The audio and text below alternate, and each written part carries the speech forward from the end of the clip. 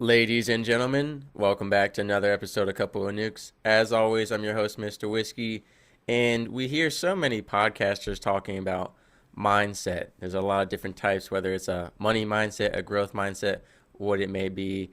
But today we are here with a man who talks about soul setting. In fact, he wrote a whole book about it, which we're going to get into today. And it is all about the soul versus the mind and how society has almost programmed us to mindset when we should be living from our soul and soul setting.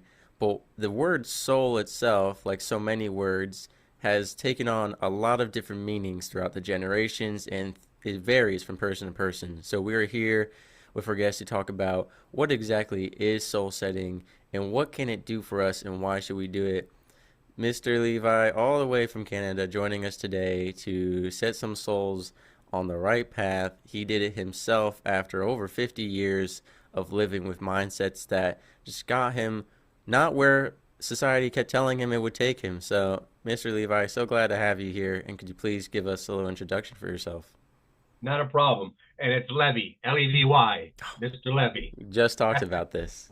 No, that's okay. Don't worry about it. Strike number two. Anyways, how are you? How are you this morning? Well, now I'm torn between Levi and Levy.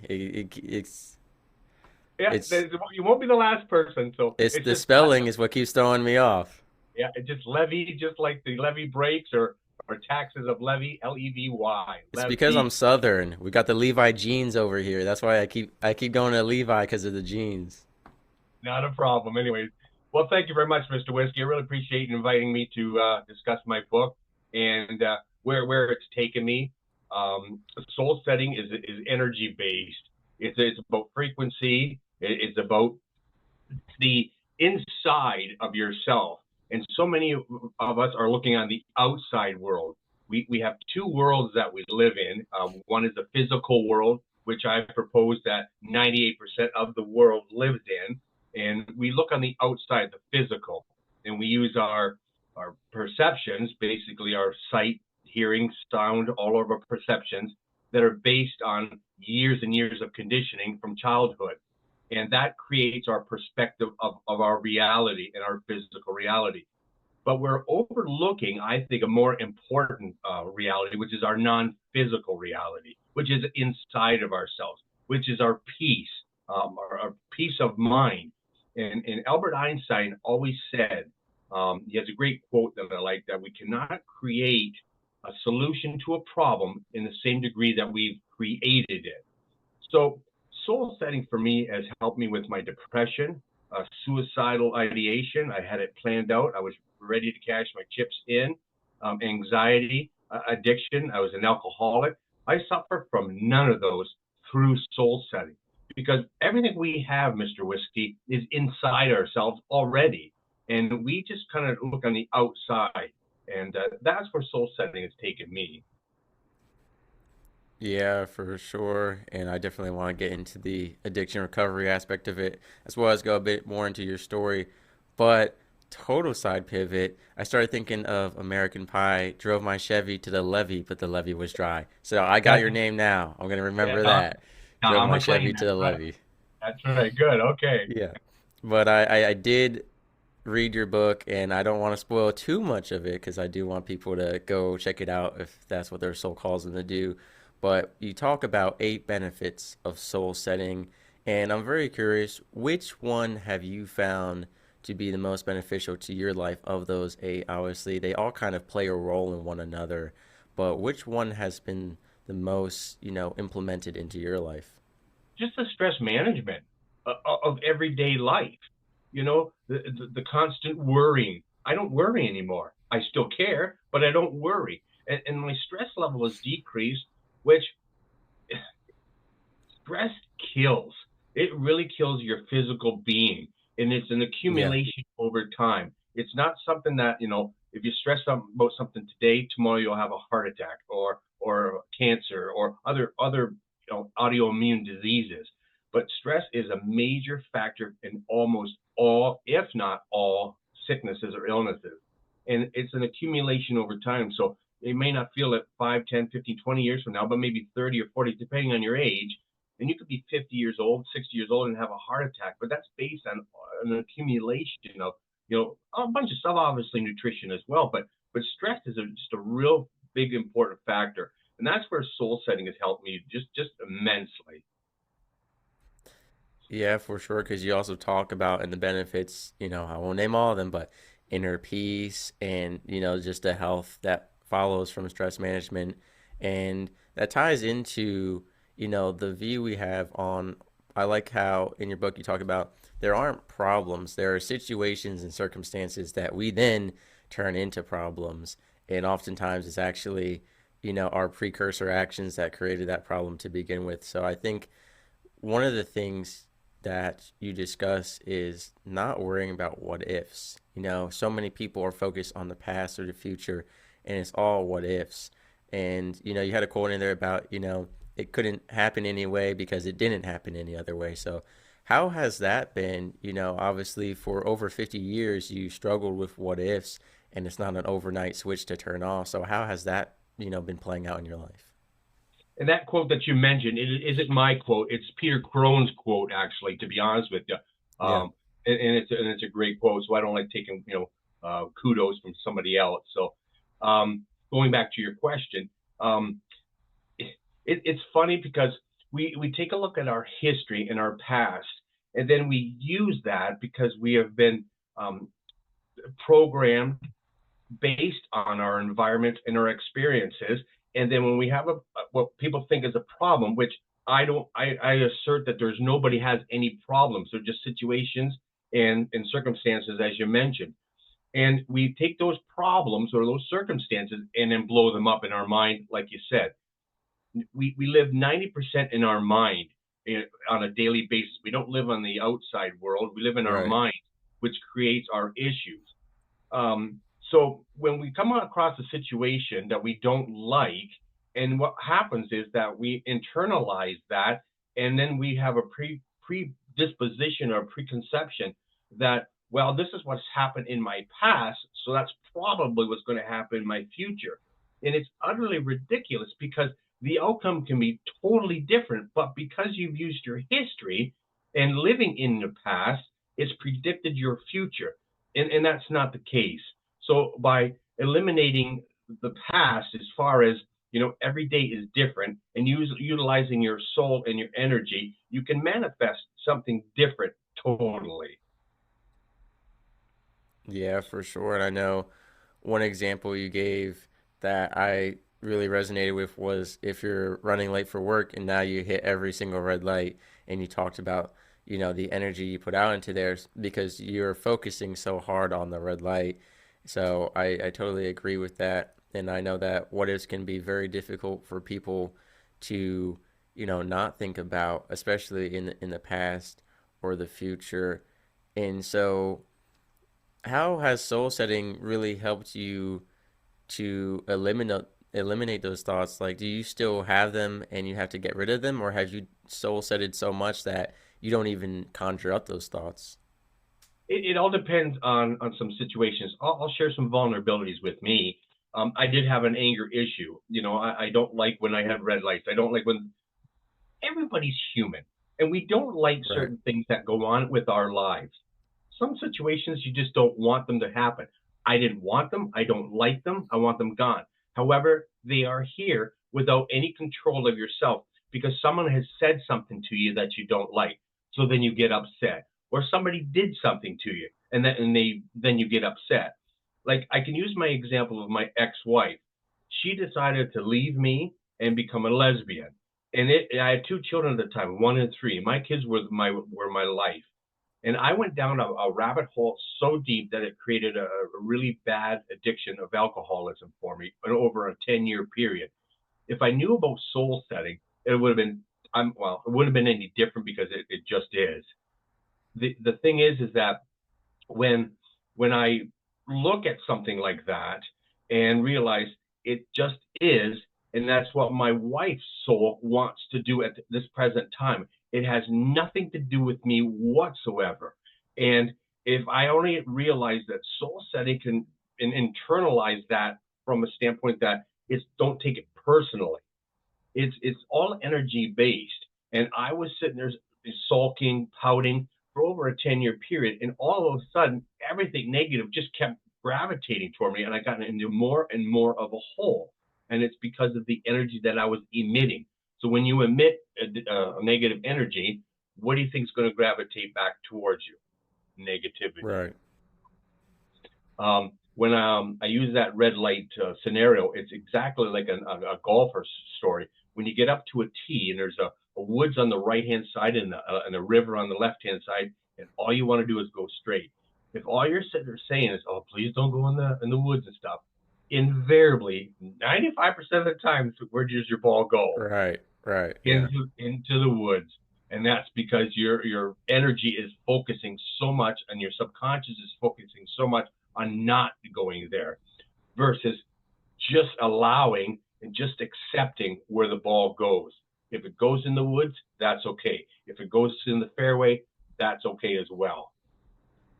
I think it's almost just like driving, how even if you're like, I'm gonna keep going straight, if you're looking at a sign or something to the left or the right, you start to gravitate toward that direction. Even if you're trying to keep the wheel straight, you just end up, you're trying to glance over, and so you stay straight, but you end up moving towards that way.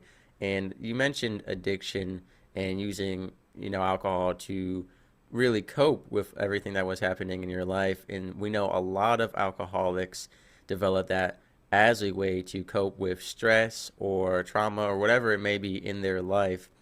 And you talk about how soul setting can kind of, at least in your case, and it could for many other people, stop addiction because it fixed, I don't want to say fixed the mindset, because you went from a mindset to a soul set, but by making that transition, it can help alleviate the need for alcohol as a coping mechanism. So can you tell us about how that looked in your personal journey and how other people can implement that as well?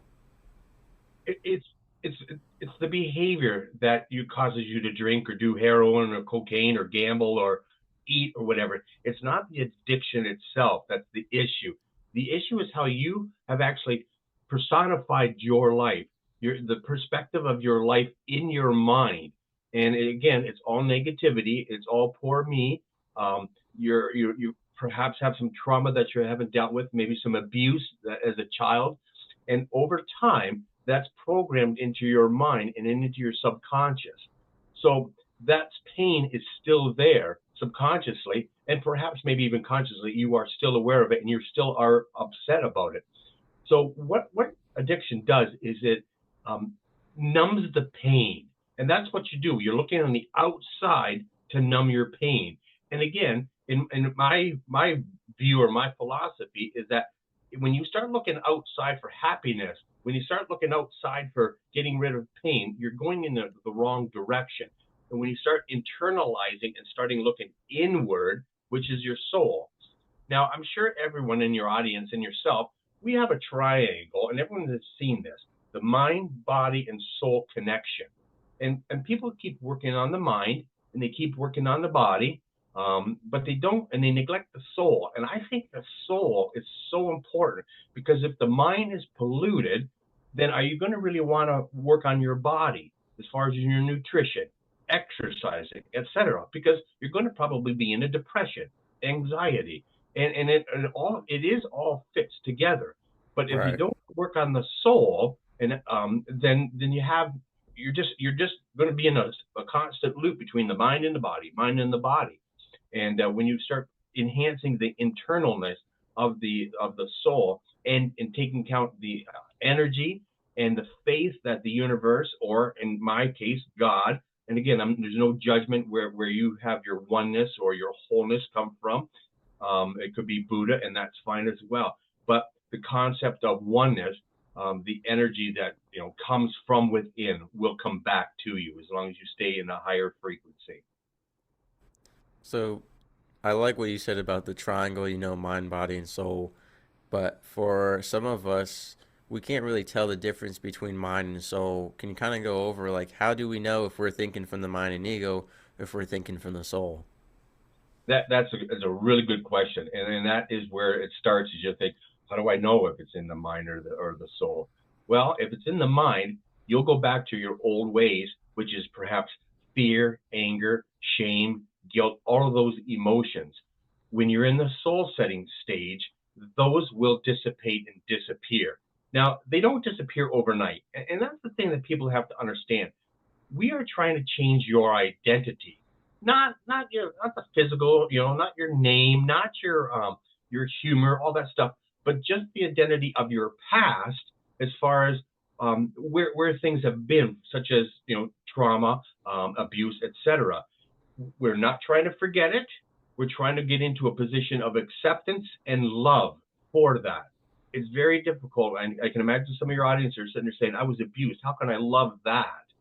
Well, it's giving you a direction today to focus on your internal upbringing, because something is out of alignment. And what's out of alignment is the internal versus the external. Again, we live in a non-physical and a physical reality, and we've chosen to live in the physical reality, which is not energy-based. It's based on the perception, as I mentioned before. So when I looked at the alcohol and went into the soul setting, I realized that once I got rid of my pain, and I didn't get rid of it, I just accepted it. So when people say, you have to learn to let go, I don't agree with that. There's no such thing as letting go, because what you're trying to do now is repress your emotions on the past. And I'm not trying to repress your emotions. What I'm trying to get you to do is accept your past. It's part of your journey. If you don't accept your past, you're going to resist your past. And by resisting, you're going to constantly struggle. By accepting, you're going to be in more form of a peace. Right, and you speak about acceptance, which in your book there are many, many pages, and in all caps it says it just is. Can you tell us about the role that those two play in one another? And again, a lot of people have trouble accepting a it just is mindset. They feel like they're not caring about, the world, or they're just accepting defeat and not accepting anything else. So can you tell us more about the it just is, soul set? Yeah, Mr. Whiskey, that just seems to be a motto that I made up. You can't do anything about your past, and even if you've made some horrendous mistakes, like I've made some horrendous mistakes, but I was doing the best I could do at that time, and we all are. We are all doing the best that we can with the limited knowledge that you have. And then now that you know about soul setting, there's a lot of responsibility is going to be on you now. So you can't be Right. blaming any government or the parents or whatever. But by accepting your past with full acceptance in your soul. So again, you ask, oh, how do you know it's still not in your mind and your ego versus your soul? It will dissipate and won't bother you as much. You will be able to talk to people about your abuse. You will be able to talk to people if you choose to, but it won't come up as often. Now, I will have a disclaimer here for you, because when I talk about soul setting, you will find within 24 hours, if you implement this, as far as you'll see some energy things change in your life pretty quickly, and you'll realize, wow, this has merit. There's something to this. But then the next day, the same situation might come up, which will trigger you and make you angry. Then you'll get all mad and everything, and you went, oh, that soul setting is not, it's full of bunk and there's no reason. But that's your ego coming back for your old identity. It Right. will Yeah. still want to come back. It will still want to come back. So the biggest part about soul setting is awareness. Be aware what triggers you, and then work on that trigger, which is, it just is. If someone said something, it's just words. That's all it is. But you've taken your history and your perspective on that and taken it to the negative. Yeah, for sure. You talk about the just words, and I won't spoil it, but in your book, you go over a text message exchange between you and your daughter on her birthday. That was a great example of where we often set expectations on our own words and the words of others, and what we want them to reciprocate and how impactful we want our messages to be received. But I want to take a step back to you talked about, a victim mentality. And I think that's relevant more than ever.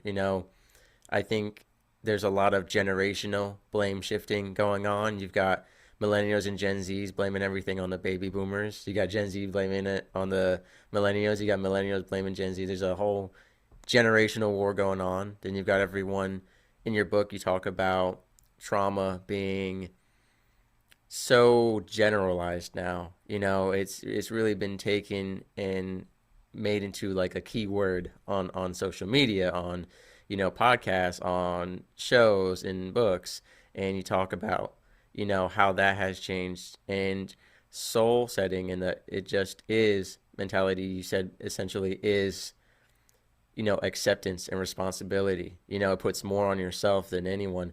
And I think that's exactly what we need right now, because that's the only time you can see change. Just with like the generational blaming, or even certain communities within society being so victimized, it's not making any change. It's just making pity parties and either keeping everyone where they're at or backwards rather than moving forwards. Because, when you become a victim, you kind of give the power to everyone else to support you, to help you, and those people may not want to make the better change for you.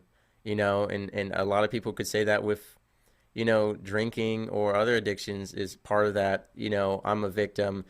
I'm doing this because, it just is the way that it is, that I have to, just be a victim. Like when in your book, you mentioned your family having an intervention after some time in jail, and you just went to the bar and drank. But that could have been a moment where you took responsibility, and instead of saying, I'm a victim, woe is me, you could have acknowledged that you have an issue and you need to work on it, or that you have a situation, a circumstance that you need to work on. So I think that acceptance that comes with soul setting, that individual responsibility, is needed now more than ever. And you wrote this amazing book full of knowledge. It's a guidebook to how to soul set, all the benefits for it, and kind of how the world works. Where do you see the future of all of this going, as far as the book, your personal journey, and what you'd like to see its impact be? Well, I would really love for people to take a look at this soul setting and take responsibility for their life. If you're in a victim mindset, there are people that just will not probably get out of the victim mindset. Their soul isn't in a position to accept their past, their parents, the government, coaches, whatever harmed them or Right. whatever they've gone through. They just won't be able to be in that position because their soul won't allow them to.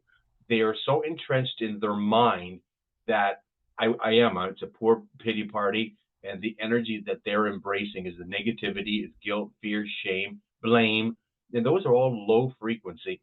And for the abundance of life to get to them, it's going to be very difficult if they don't take full responsibility. And I believe that, I was suicidal, and soul setting got me out of the suicide too. And how I know that this works is because in the last 4 years, I've had some tremendous things happen to me that if it was the old Levy, I would have more than likely, cashed my life out and said, enough's enough. I've had enough. But it didn't phase me. And when I sit there and talk about it just is, I'm not talking about being a doormat, just, sitting back and letting Right. life happen to you and be a doormat. That's not what I'm saying. But for 90% of the things that happen to us, um, it's just non coincidental, as far as you don't have to worry about it. It's just noise. It's just people saying things. You may not like what they say, but you just have to understand from their standpoint what they've gone through. And you might sit there and say, like I have sometimes issues with my wife. She'll say something to me, and I'll say, why in my head, why in heck would she say that? But now I can catch myself because it's part of awareness. Where you're being triggered, that's when you become aware and say, hold it, why am I being triggered? Oh yes, that's my ego telling me things that my past has been based on. So if she says this is probably what's going to happen. I've already predicted the future, which is utterly ridiculous.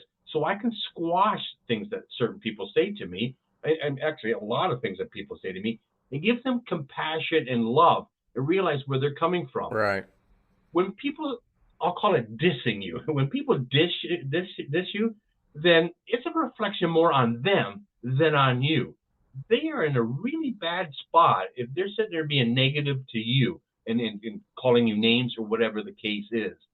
So I would really like to see, and we have to decrease the amount of alcoholism or addiction and the mental illness. And if I can do that one person at a time, and I know through my sessions that I have with clients that they're sitting there saying, I've gotten more out of what you've discussed in our sessions than I have with my psychiatrist or my doctors or anything. I've gone to a psychiatrist, and I'm not judging or trying to upset the apple cart with doctors, because I think there's a value to them. But when it comes to looking at the symptoms of your depression and then they medicate you, I think that's going way overboard right off the bat, because as soon as I got to my psychiatrist, boom, he had me on a medication. Again, I wasn't aware. I just started taking the medication. But I realized after a number of sessions that I had with my psychiatrist, that things weren't seem to be changing.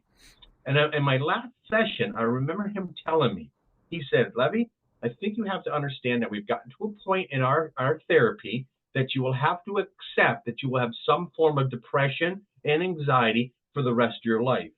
And we can modify your medications of good times and bad times, and I will give you coping mechanisms and techniques to help you Mm-hmm. with them to get through your depression. And I remember, Mr. Whiskey, I was so upset in my head. I'm like, there's no way in heck that I'm going to go through this for the rest of my life. Because if I'm going to have to go through depression for the rest of my life, I want out. And Right. I never went back to him. And I got off of medication. Again, a medical disclaimer, I'm not a doctor. So if your listeners are on medications, don't be doing what I'm telling you to do. Please advise your doctor or whatever you want to do. But in time, you can make your own assessments. But I got off the medication and I decided to start my research, which happened over 20 years plus ago, and started saying, I've got to find a way to cure and way to heal myself, because I don't want to deal with it. And I'm really happy and successful that I did. I spent a lot of time in over 4 years with my book, so it's taken a long time to get to this point. And I'm not out of the woods yet, Mr. Whiskey. I still have lots of work to do, but every day it's getting better and better. Financially, my health is awesome. Relationships are awesome. The ones that I care about. Sure, there's some relationships that I have that aren't the best, which I would like them to be better with some relatives. But again, it just is, and I just work towards it. So Yeah, you talk about still needing work because humans are humans, and that's why I think it's important to get this book out to the youth. The sooner you can start soul setting, the less damage there will be to recover, and the less habits you'll have formed around your mind and ego. So I agree. We're gonna have the link in the description below for your book. I encourage everyone to check it out. We've talked about soul setting, some of the benefits of it, and kind of the way it works. And obviously, we think everyone should check this out. But really, who should read the book? I mentioned it kind of being a guidebook, and being giving you the ability to kind of take power over your life and enact change. Which again, everyone should definitely want that. But who would you really encourage to read your book? people who are in a situation where they have an addiction and they're not happy. They're in relationships and they're not happy. They have depression for a lot of years or anxiety and they're not happy. If you want major change, that's what this book is for. It is a beginner's book, obviously, but there's a lot of insight in there that you can use to help you learn about soul setting and internal work. Because I don't know about you, Mr. Whiskey, but I get to a certain age where I'm sick of drama. I don't like all Yeah, the headaches and all of the, yeah, then you start losing sleep over the drama. But I don't have any more drama anymore. The drama you have is the drama that you create, that you participate in. If you don't participate in some of the drama, then there's no drama. And that's the thing. No, nobody's right and nobody's wrong. And that's another issue that's in my book. And it's a good chapter to also to look at. But as far as the people that are involved that should look at this, people who want change for internal peace. yeah, for sure. So, like I said, we'll have the information description below so y'all can check out that book. And if it's not for you, it might be for someone you know. It's definitely a great gift to give. And like you said, if we can change one soul at a time, set one soul at a time, that would be amazing. So, Mr. Levy, thank you so much for coming on the show and sharing your insight with us. And I hope that people will check out your book and that you'll continue to spread it around and help set souls. Thank you, Mr. Whiskey. I really appreciate your time. Jokes and laughter fill the air. On this voyage we have to share, working together, side by side, as one family we will abide. In the heart of a ship we reside, nuclear operators with pride, powering the vessel with every stride. Our mission, a source of great pride.